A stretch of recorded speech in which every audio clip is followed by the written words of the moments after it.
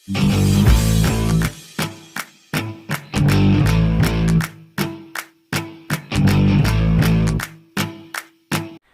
teman-teman, Assalamualaikum warahmatullahi wabarakatuh. Perkenalkan, nama aku Cynthia Putri dari Prodi Pendidikan Bahasa dan Sastra Indonesia, Fakultas Bahasa dan Seni Universitas Negeri Surabaya. Jadi di sini aku mau membahas mengenai mengapa sih pendidikan di Indonesia ini rendah. Jadi simak sampai akhir ya. Kata orang, pendidikan kita punya 1000 masalah.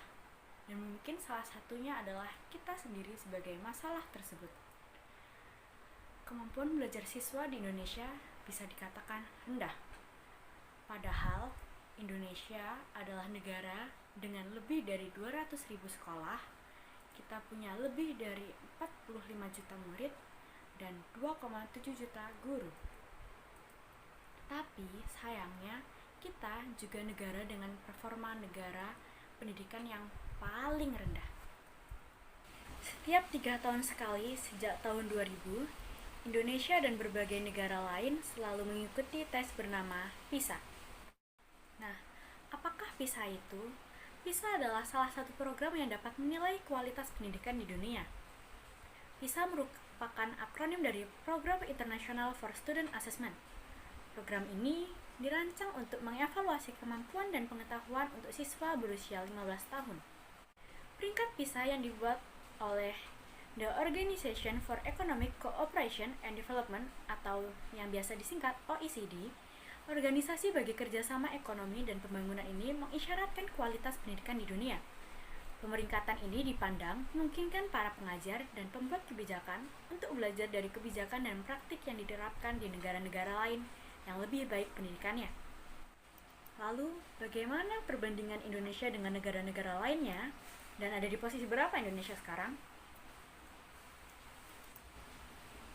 Tes PISA terakhir kali diadakan pada tahun 2018.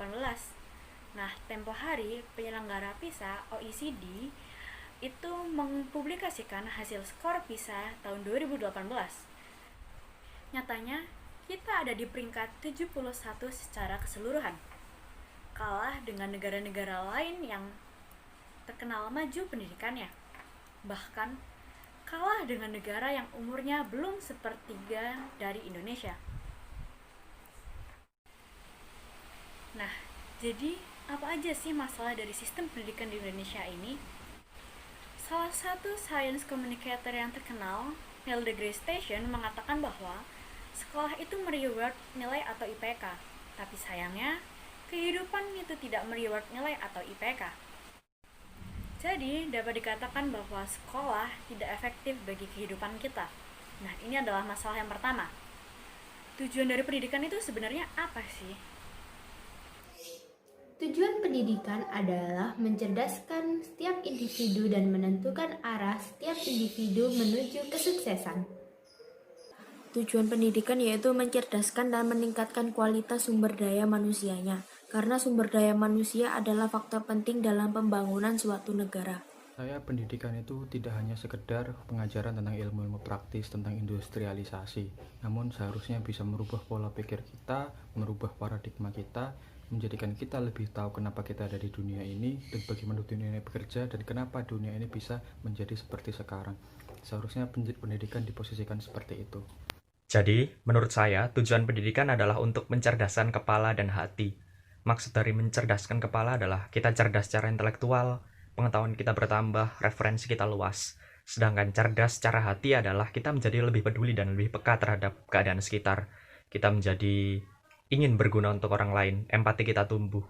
Jadi menurut saya, output dari pendidikan bukanlah sekedar nilai, tapi hal-hal yang menyangkut moral tadi juga penting.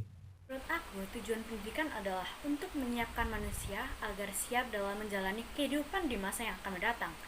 Pendidikan juga bisa membantu kita agar dapat memiliki skill, sehingga dapat membantu kita dalam kehidupan sehari-hari.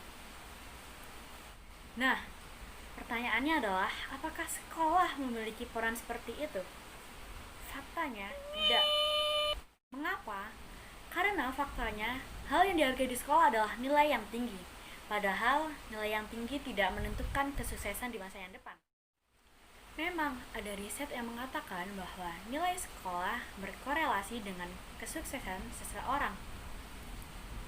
Tapi jika kita lihat di kehidupan nyata, sebenarnya banyak juga yang nilainya rendah tapi dapat dikatakan sebagai orang yang sukses, bahkan sukses banget.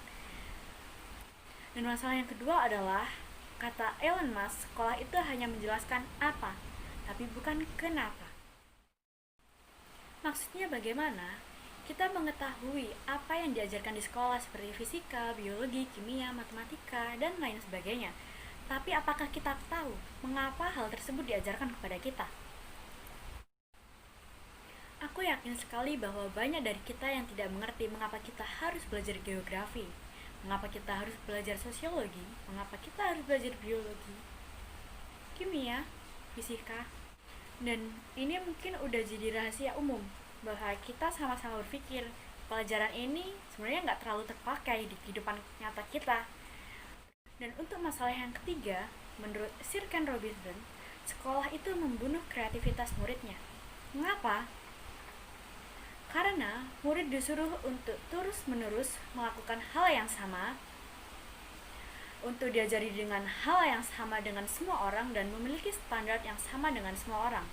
Kapan mereka harus belajar, kapan mereka harus berhenti belajar, nilai harus mendapatkan berapa, harus memiliki kreativitas seperti apa, harus berkreasi seperti apa, semua ditentukan dengan standar yang sama.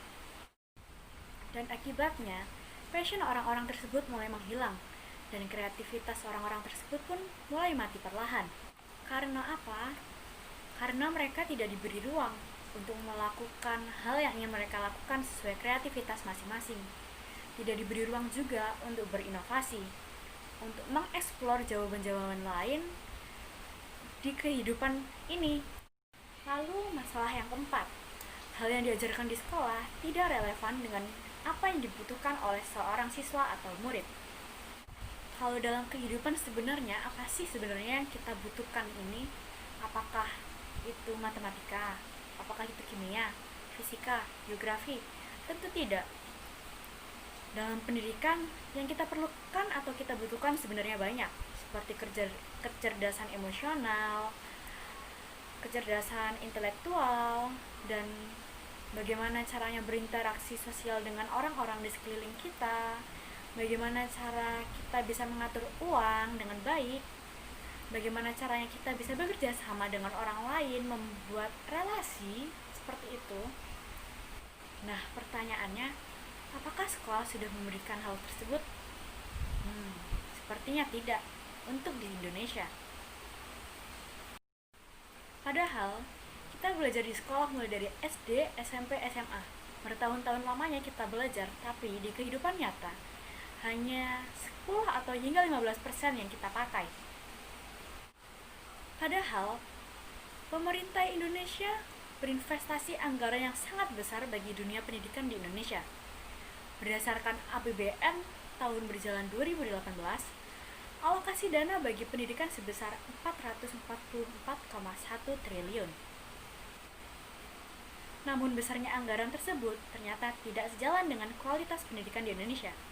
Berdasarkan data dari UNESCO dalam Global Education Monitoring Report 2016, Indonesia menempati peringkat ke-10 dari 14 negara berkembang, sedangkan kualitas guru Indonesia menempati urutan ke-14 dari 14 negara berkembang. Dengan dana sebesar itu, masih harus dipertanyakan mengapa pendidikan di Indonesia masih sangat rendah. Banyak yang mengatakan bahwa lahan pendidikan adalah lahan basah yang dapat digunakan dengan mudah untuk korupsi. Dari beberapa penelitian, banyak yang mengatakan bahwa dari segelontor persen APBN yang sebesar itu tidak sampai kepada yang membutuhkan, tidak sampai semua kepada sekolah-sekolah. Sehingga memang patut dipertanyakan bagaimana kebijakan pendidikan di Indonesia ini. Nah, masalahnya sudah kualitas sekolahnya kurang, kualitas sistemnya kurang, masalah teknisnya pun juga banyak, sehingga performanya pun sangat-sangat rendah dibanding negara lain. Nah, cukup di sini dulu teman-teman videonya. Masih banyak kan pertanyaan-pertanyaan mengenai mengapa rendahnya pendidikan di Indonesia ini. Jadi, hal tersebut dapat kita jadikan evaluasi untuk generasi kita agar dapat membenahi pendidikan di Indonesia ini menjadi lebih bagus. Nah, terima kasih udah nonton video aku hingga akhir. Dadah, wassalamualaikum warahmatullahi wabarakatuh.